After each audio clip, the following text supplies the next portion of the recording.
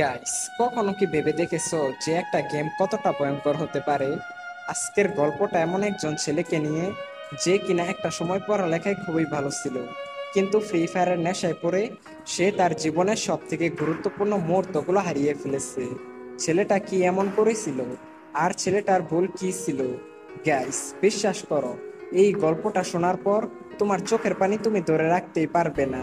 তো চলো আজকের গল্পটি শুরু করি। সুহান ছিল ঢাকার মধ্যবিত্ত পরিবারের ছেলে। ক্লাস 10-এ পড়ে। পড়াশোনায় খুবই ভালো। প্রতিবার স্কুলের পরীক্ষায় প্রথম থেকে পঞ্চমের মধ্যে তার রোল থাকতো। বাবা ছিলেন ব্যাংকের অ্যাকাউন্টে, আর মা হলেন গৃহিণী। তাদের পরিবারটা আনন্দ এবং খুশি দিয়ে ভরা ছিল। প্রতিদিনের মতো আজকেও সুহান তার স্কুলে যায়। স্কুলের বন্ধু রিয়াদ এসে বলল, দোস্ত, তুই কি ফ্রি ফায়ার খেলিস? সুহান মাথা নাড়িয়ে বলল, না বন্ধু, এই গেমটার নাম অনেক শুনেছি, কিন্তু কখনোই খেলা হয় নাই। এরপর রিয়াদ সোহানকে বলল, আরে ভাই, এই গেমটা একবার খেললে তুই যে কোন দুনিয়াতে হারিয়ে যাবি সেটা তুই নিজেই বলতে পারবি না। একবার গেমটা খেলা শুরু করলে আর কখনোই ছাড়তে পারবি না। এরপর রিয়াদ নিজের মোবাইলে গেমটা ওপেন করে সোহানকে দেখালো। গেমের সুন্দর লবি, গুলি চালানোর আওয়াজ আর গ্রাফিক্স সব মিলিয়ে সোহানের ভিতরে গেমটা খেলার জন্য এক ধরনের উত্তেজনা সৃষ্টি হয়। তারপর স্কুল শেষ করে বাসে আসার পর সোহান তার বাবার মোবাইলে গেমটা ডাউনলোড করলো। এরপর থেকেই সোহান মাঝে মধ্যে ফ্রি ফায়ার গেমটা খেলতো। প্রতিদিন আধা ঘন্টা থেকে 1 ঘন্টার মতো গেমের দুনিয়াতে হারিয়ে যেত। শুরুর দিকে সোহান তেমন একটা ভালো খেলতে পারতো না, বারবার খালি মারা যেত। কিন্তু গেমের লবিতে দাঁড়িয়ে থেকে অপেক্ষা করা, টিম মেম্বারদের সাথে কথা বলা, এসব তাকে গেমের ভিতরেই ধরে রাখতো। সুহানের জীবন তখন অনেকটাই স্বাভাবিক ছিল। স্কুল থেকে বাসায় আসার পর হালকা পড়াশোনা, পরিবারের সঙ্গে সময় কাটানো, মাঝে মাঝে বন্ধুদের সঙ্গে মাঠে ফুটবল খেলা, এসবই ছিল তার নিত্যদিনের কাজ। প্রথম দিকে গেম খেলাটা ছিল শুধুমাত্র বিনোদনের জন্য, কিন্তু সময়ের সাথে সাথে গেমের প্রতি আগ্রহ দ্রুত বেড়ে গেল। রাতের বেলা মা ডাকলে সে বিরক্ত হতো, এই তো মা, শেষ ম্যাচ। কিন্তু সেই শেষ ম্যাচ আর শেষ হতো না। আর আস্তে আস্তে সোয়ানের খেলার সময় বাড়তে লাগলো। 1 ঘন্টা থেকে 2 ঘন্টা, তারপর 3 ঘন্টা। গেমের প্রতি আগ্রহ এতটাই বেড়ে গেল যে সময় কোন দিক দিয়ে যাচ্ছে সেটা সে বুঝতেই পারতো না। প্রথম দিকে সে বলতো কিছুদিন গেম খেলে তারপর ওই গেম খেলা কমিয়ে দিব, কিন্তু তার কথা মতো না হয়ে গেম খেলার সময় আরো বেড়ে গেল। স্কুলে ক্লাসে সে মনোযোগ দিতে পারতো না। বই খুলে ফ্রি ফায়ারের ম্যাপ দেখতে পারতো, বইয়ের মধ্যে চোখ থাকলেও মনোযোগ পড়াশোনায় থাকতো না। গেমের নতুন আপডেট এবং র্যাঙ্ক স্কোর কিভাবে বাড়ানো যায় সেটা নিয়েই সবসময় চিন্তা করতো। তার বাবা মা প্রথম দিকে কিছুই বুঝতে পারেননি, ভাবলেন হয়তো একটু সময় কাটাচ্ছে। সুহান পড়ালেখায় সময় না দিয়ে এই ফ্রি ফায়ার গেমের পিছনে সময় দিতে লাগলো। তার স্বপ্ন হয়ে উঠলো সে একদিন ফ্রি ফায়ার গেমটার মাধ্যমে অনেক বড় ইউটিউবার হবে, এবং তার কাছে বিবেচও থাকবে, আর সবাই তাকে গেমের মধ্যে অনেক সম্মানও করবে। স্কুলের সময় হলে সে স্কুলে না গিয়ে বিভিন্ন জায়গায় বসে ফ্রি ফায়ার খেলতো। কিছুদিন পর সোহানের মা তাকে ধরে বলল, বাবা, এত গেম খেলছিস কেন? চোখের সমস্যা হয়ে যাবে তো। পড়াশোনার অবস্থা তো খুবই খারাপ হয়ে যাচ্ছে। সোহান জবাব দিল, মা, আমি সবকিছু সামলাতে পারবো, কোনো সমস্যা নেই। কিন্তু সোহানের মা ঠিকই বুঝতে পারলো তার ছেলে এখন অনেকটাই বদলে গেছে। আগে যেমন তার ছেলের মুখে সবসময় হাসি খুশি থাকতো, কিন্তু এখন তার ছেলে পুরোপুরি চুপচাপ, কখনো রাগ করতো, কখনো মনমরা হয়ে বসে থাকতো। এদিকে সোহান নিজের রুমে গিয়ে দিনের পর দিন এই গেমটার পিছনে সময় দিতে লাগলো। গেমের প্রতি আসক্তি এতটাই বেড়ে গেল যে প্রতিদিন 15 থেকে 18 ঘন্টার মতো র্যাঙ্ক পুশ করত। আর সেই কারণে আস্তে আস্তে সোহানের শারীরিক এবং মানসিক অবস্থার পরিবর্তন ঘটতে লাগলো। সারা রাত র্যাঙ্ক পুশ করার কারণে সকালের দিকে সোহানের চোখগুলো লাল হয়ে যেত।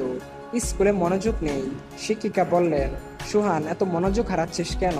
সোহান কোনো উত্তর দিল না। সোহান রাতেও গেমটা খেলতে লাগলো, এমনকি রাত 2টা থেকে 3টায় ঘুমাতো। সোহানের ঘুম কম হতে লাগলো, আর সেই কারণে মুখ ফ্যাকাশে হয়ে যেতে শুরু করলো। আর অতিরিক্ত গেম খেলার কারণে মাঝে মধ্যে সোহানের চোখ দিয়ে পানি পড়া, মাথা ব্যথা, চোখে কম দেখা, আরো বিভিন্ন ধরনের মানসিক সমস্যার সৃষ্টি হতে লাগলো। সুহান এই সব কিছু বুঝতে পেরেও কাউকে কিছুই বলতো না। তোমরা আগেই হয়তো জেনেছো, সুহান একজন মেধাবী ছাত্র ছিল। সে আগে পরীক্ষায় ভালো রেজাল্ট করত, কিন্তু এখন সে ফ্রি ফায়ারের নেশায় পড়ে আসক্ত। স্কুলের পরীক্ষা কাছে চলে আসলেও সুহান কোনো প্রস্তুতি নেয়নি। তার মন পড়াশোনা থেকে সরিয়ে গেমের দিকে চলে গেছে। এরপর কিছুদিন পর যখন পরীক্ষার রেজাল্ট আসে, তখন সোহানের রেজাল্ট আসলো ফেল।